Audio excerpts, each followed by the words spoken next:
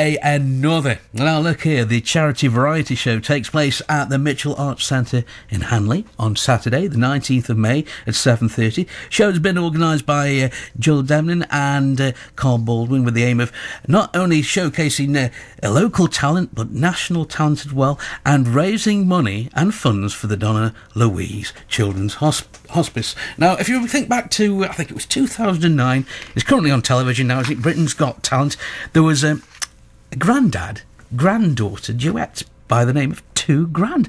They'll be appearing there as well, and I'm glad to say they join me on the line now. Morning, John and Sally. Morning. How are things going since then? I didn't realise it was 2009. It seemed like just last year, really.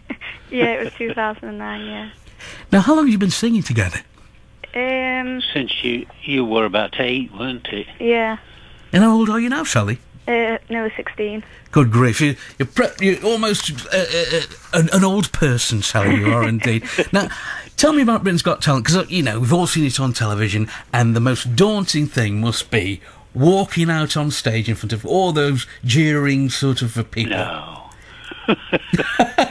No, they didn't frighten us.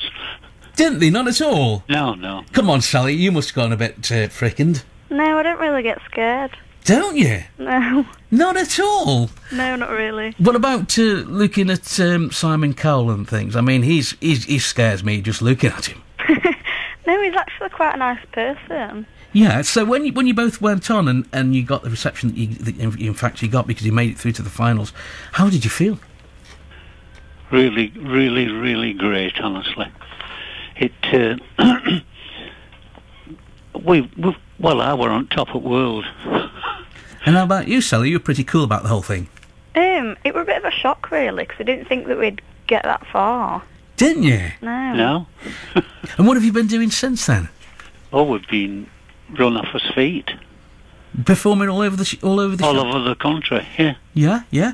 And Sally, you've actually got this going, and a girls' group as well, is that right? Yeah, Instinct. Tell us about this. Well, I used to go to a choir called Rainbow Connection. Yeah. And the two girls from the show, from the choir, so I put together a girl group, and we've been doing pretty well.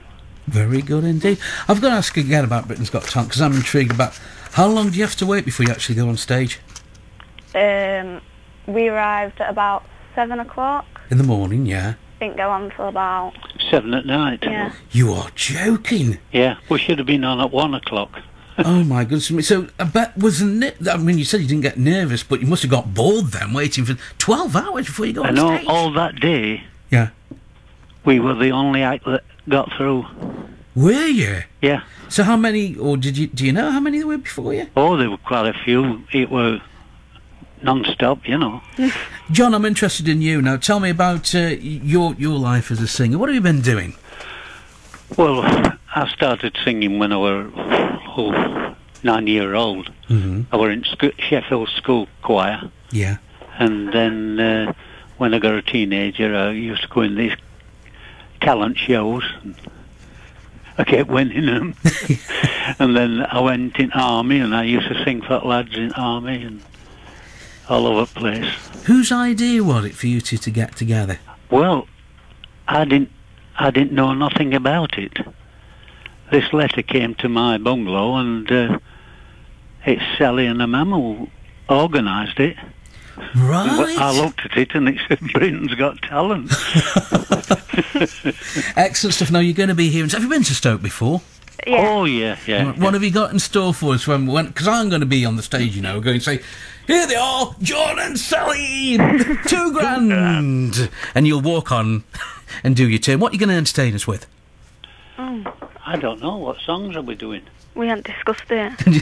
It's going to be anything. Isn't going to be anything like by 50 cents at all, is it? No. Thank goodness for that.